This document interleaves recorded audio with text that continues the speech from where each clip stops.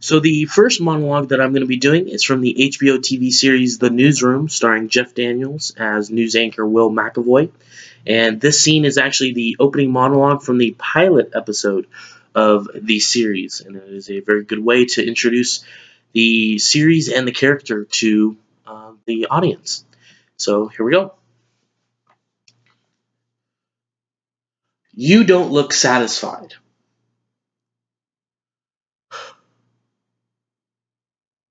America's not the greatest country in the world, Professor. That's my answer. Fine. Sharon, the NEA is a loser. Yeah, it costs a penny out of your paycheck, but he gets to hit it with you anytime he wants. It doesn't cost money. It costs votes. It costs airtime, column inches. You know why people don't like liberals? Because they lose. If liberals are so fucking smart, how come they lose so goddamn always? And with a straight face, you're going to tell these students that America is so star-spangled awesome that we're the only ones in the world with freedom? Canada has freedom. Japan has freedom. The UK, Italy, France, Germany, Spain, Australia, Belgium has freedom. 207 sovereign states in the world, like 180 of them have freedom.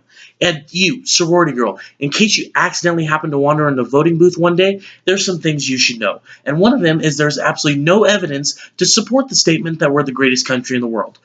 We're 7th in literacy, 27th in math, 22nd in science, 49th in life expectancy, 178th in infant mortality, 3rd in median household income, number 4 in labor force, and number 4 in exports. We lead the world in only 3 categories: number of incarcerated citizens per capita, number of adults who believe angels are real, and defense spending, where we spend more than the next 26 countries combined, 25 of whom are allies. Now, none of this is the fault of a 20-year-old college student, but nonetheless, you are without a doubt a member of the worst generation period ever, period. So when you ask what makes us the greatest country in the world, I don't know what the fuck you're talking about.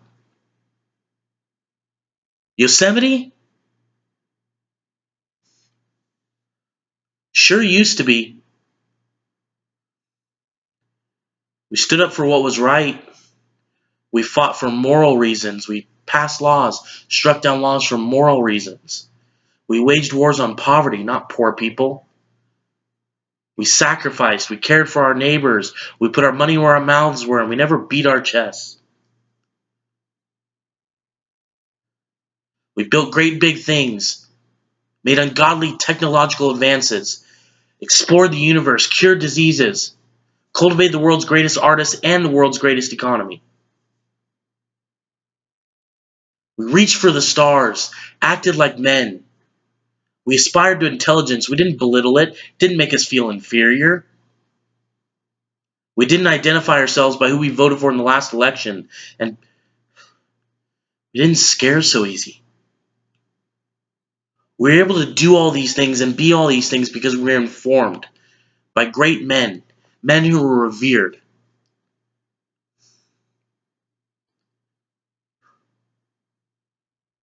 First step in solving any problem is recognizing there is one.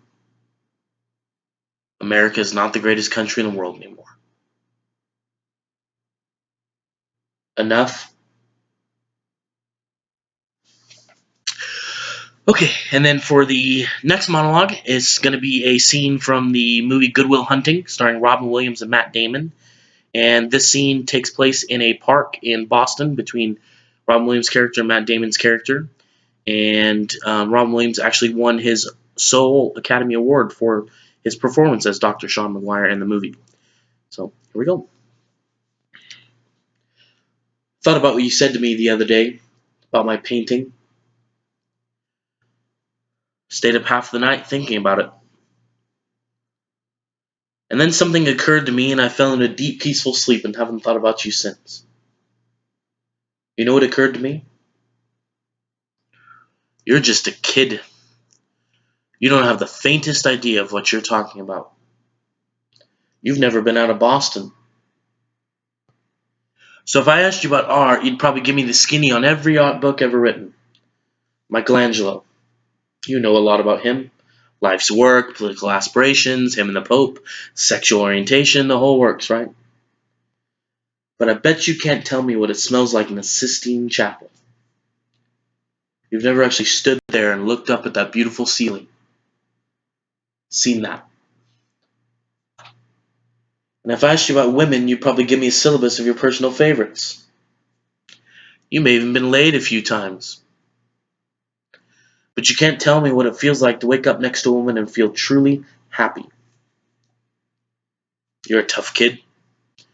I ask you about war, you'd probably throw Shakespeare at me, right? Once more into the breach, dear friends. But you've never been near one.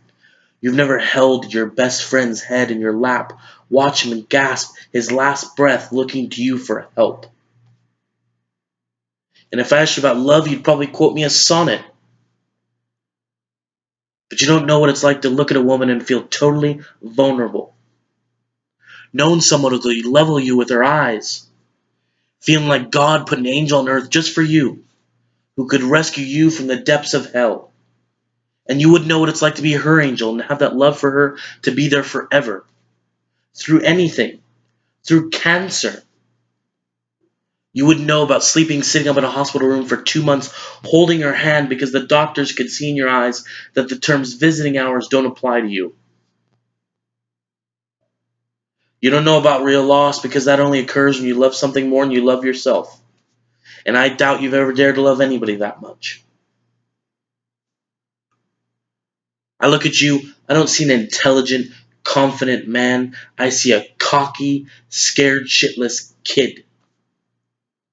But you're a genius, Will. No one denies that. No one could possibly understand the depths of you. But you presume to know everything about me because you saw a painting of mine and you ripped my fucking life apart. You're an orphan, right? Do you think I know the first thing about how hard your life's been, how you feel, who you are, because I read Oliver Twist? Does that encapsulate you? Personally, I don't give a shit about all that because you know what? I can't learn anything from you. I can't read in some fucking book. Unless you want to talk about you, who you are. And I'm fascinated. I'm in. But you don't want to do that, do you, sport? You're terrified of what you might say. Your move, Chief. Thank you.